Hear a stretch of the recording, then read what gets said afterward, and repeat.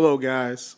I want to chime in a little bit on this DNC chair situation. I understand that I'm a little bit late, but not really, because I have a good reason for being late, and that is really what prompted me to make this video is the fact that I came to realize that a lot of people were shocked at the result, and I really didn't understand why so many people were shocked at the result because the minute Obama put his guy in, I already knew what was going on.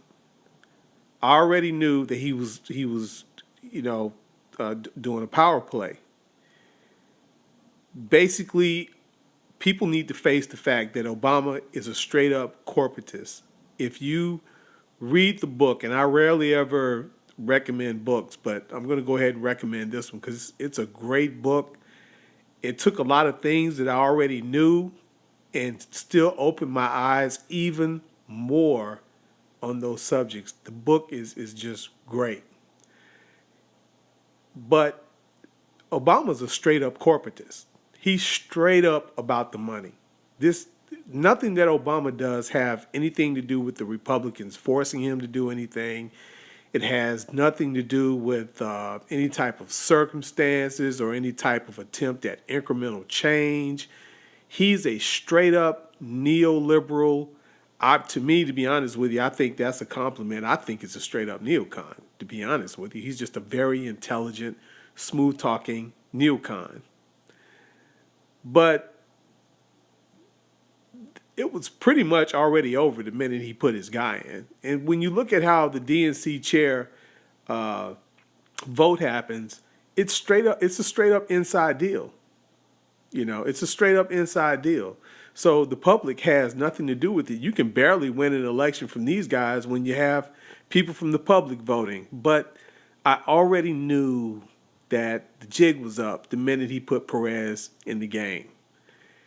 And what people have to understand about the Democrats now, the elitists, when you're talking the Clintons, Obama, Nancy Pelosi, all these different people, to them it's more important to hang on to power. That is the most important thing. Hang on to power so that you can have access to that donor money, so that you can be the one getting the money from the donors. It's all about holding on to power and keeping the Democratic Party on the path that it's on. They don't want to change. They're loving this money. They're loving the payoffs. They're loving the financial rewards they're getting from it. They're loving this change that they're making in the Democratic Party. And this change is not something that came about under Obama. People also need to understand that the Democratic Party started going down this course really long before Clinton. But Clinton was the pivot moment. Clinton was the moment when words started getting put into action. But even he wasn't the one that planned it. The plans went all the way back to Jimmy Carter. A lot of people think Jimmy Carter is like the saint of all saints when it comes to progressive type presidents. But actually he isn't. Jimmy Carter gave massive tax cuts to the wealthy. Jimmy Carter busted up unions. He was hard on unions. I think the nickname they gave him back then was the Union Buster in Chief. I'll put a couple of links in the description section down below for anyone who's interested in reading that. But you'd be very surprised at how tough Jimmy Carter was on unions and what a tax cutter he was for the wealthy. So it goes all the way back to back then. All right. So I just to me, it was a given. Once Obama got in and he placed his guy in, it was a given. Plus, I really think he had something personal against Bernie Sanders.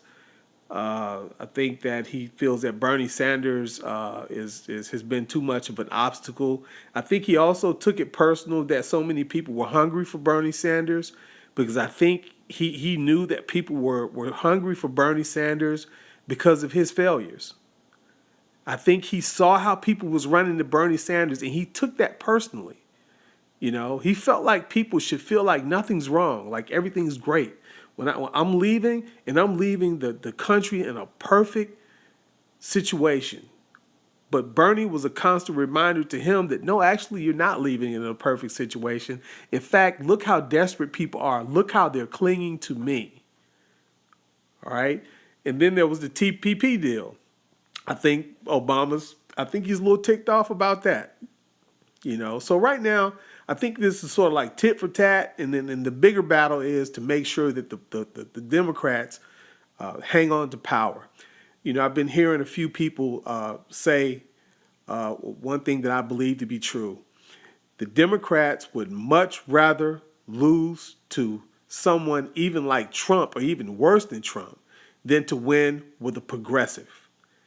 A true progressive candidate running for president, they do not want that. They would much rather lose. They are much happier losing with Hillary Clinton than they would be if Bernie Sanders had got in there and won. They really, if Bernie Sanders had won, they would not have backed Bernie Sanders. That's how bad it is. You know, so that's really all I want to say on that. I mean, I'll be honest with you. Right now, the only reason I'm supporting the Democrats right now is because of the Justice Democrats. And I have a whole lot of reasons why I'm even having doubts about that. But in terms of the big picture, man, I'm not supporting the Democrats at all. I'm supporting the hell out of primary and the hell out of a lot of them.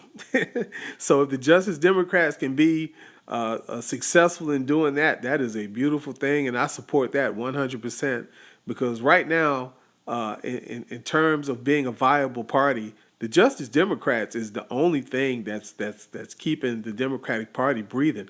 Other than that, when you start getting up to the top, to the elites, they're just straight up neocons, really. They're just Republicans. And if it were up to them, average people in America would not have true representation as they did in the Eisenhower days. You know, as far as I'm concerned, they're concerned, those days will be gone. You know, they're totally catering to a new class of people now. They're catering to, like it says in the book, Listen Liberal. They're catering to the professional class now. You know, the guys in tech, the guys in the office, the guys in sales. You know, they're no longer catering to the forklift driver, the truck driver, the bus driver, the police officer, the firefighter. You know, they're catering to the software engineer. You know, and the people in these industries on the mid levels, you know, these people they're not extreme right wing, so they will they're more open to the Republican Party than an extreme right wing person. They're kind of right there in the middle. They're middle. They're center right, and that's the reason why the Democratic Party has positioned themselves center right. Center is progressive for people like, because when you take a look at Keith Ellison. Keith Ellison is nobody's progressive. Honestly, take time to look at Keith Ellison.